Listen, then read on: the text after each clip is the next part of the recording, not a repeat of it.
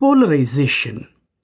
In the year 1865, Maxwell proposed electromagnetic wave theory. According to this theory, light is an electromagnetic wave. It consists of vibrations of electric field and magnetic field in a direction perpendicular to the direction of propagation. Also, the vibrations of electric field and magnetic fields are confined to two different planes that are mutually perpendicular to each other. It was proved that electric field vibrations are responsible for the vision. Therefore, vibration of light means electric field vibrations. If we neglect the vibrations of magnetic field, the representation becomes simpler. Now, the electromagnetic wave will look like a pure transverse wave. Every vibrations will have a particular plane of oscillation. The oscillation can be in this direction, and even in this direction. We know that electromagnetic waves are produced by excited atoms. A particular atom may produce electric field vibrations in this direction. Its neighbor may produce vibrations in this direction. Similarly, different atoms of a material can produce vibrations in variety of directions. Due to this, a common source of light like incandescent bulb, candle flame, fluorescent lamp, etc. emit light that have electric field vibrations in a number of directions. This type of light beam which has vibrations in more than one plane is called unpolarized light. Similarly, a light beam which has vibrations in only one plane is called polarized light. The electric field vectors in the unpolarized light can be resolved into vertical and horizontal components. Now, this is the simpler way of representing an unpolarized light. However, this is only a front view of the wave. On the side view, the wave is represented in this way. Here, the arrow represents vibrations in the plane of the paper and the dots represent the vibrations in the direction perpendicular to the plane of the paper. Polarization of light. When an unpolarized light is allowed to pass through a Polaroid, let's call it as a polarizer, out of all the vibrations of light, only those vibrations pass through the crystal which have vibrations parallel to the crystallographic axis. Here, the crystallographic axis is represented by the dotted line. Now, the emerging light is a plane polarized light. It contains vibrations in only one plane.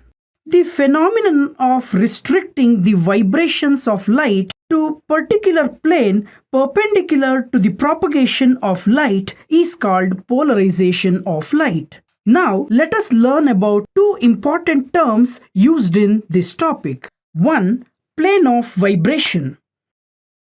The plane ABCD here that contains vibrations of the plane polarized light is called plane of vibrations. Number 2, plane of polarization. The plane PQRS perpendicular to the plane of vibration is called plane of polarization. It is also the plane in which there is no vibration. If I0 is the intensity of the unpolarized light, then the intensity of the polarized light I coming out of the Polaroid is given by I is equal to I0 by 2. Now, if we pass this plane polarized light through another Polaroid, we will call this as analyzer. If the pass axis of polarizer is parallel to the pass axis of analyzer, the emergent light will have no change in intensity. That is, when theta is equal to 0 degree or 180 degree, the intensity is maximum. That is, I is equal to I naught by 2. I naught is the maximum intensity. If the analyzer is rotated by an angle theta, then the intensity of the emergent light decreases. When the pass axis of the analyzer is perpendicular to the pass axis of the polarizer, then no light will be transmitted out of the analyzer. That is, when theta is equal to 90 degree, then the emergent intensity I is equal to 0. Now, Malus' law states that when a completely plane polarized light is incident on an analyzer, the intensity of emergent light varies as the square of the cosine of the angle between the polarizer and analyzer.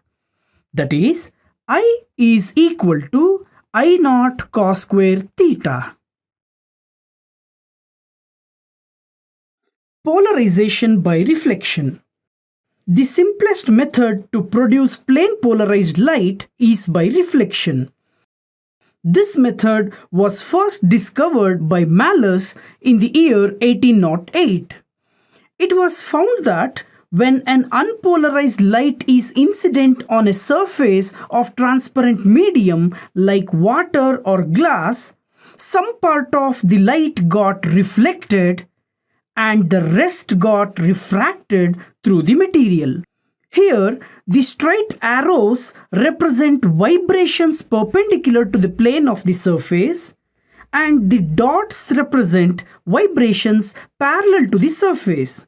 Now, if we observe the reflected light, we can see that it contains more number of dots than the arrows, which means that the reflected ray is partially polarized.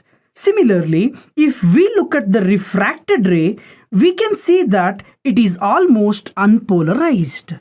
It was found that as the angle of incidence changed, the degree of polarization of the reflected ray also changed.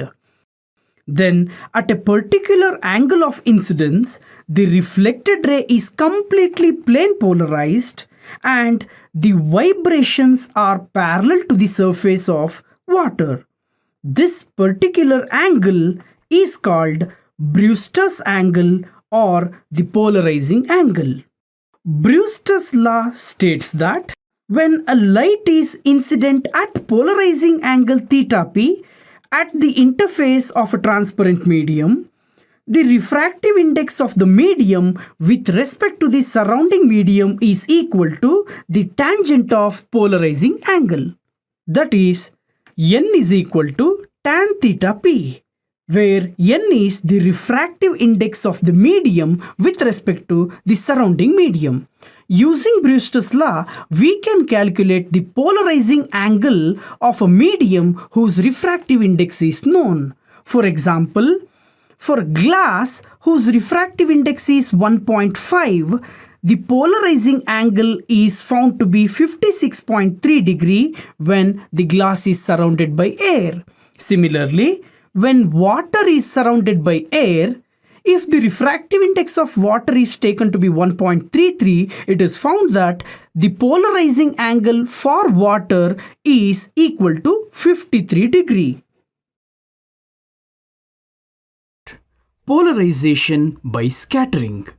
Just as unpolarized light can be partially polarized by reflection, it can also be polarized by scattering. This is also known as Rayleigh scattering. Since light waves are electromagnetic in nature, they will vibrate the electrons of air molecules perpendicular to the direction in which they are traveling. The electrons then produce radiation that is polarized perpendicular to the direction of the ray. However, there is no polarization parallel to original direction of the incident light. The light perpendicular to the original ray is completely plane polarized. In all other direction, the light scattered by the air molecules will be partially polarized.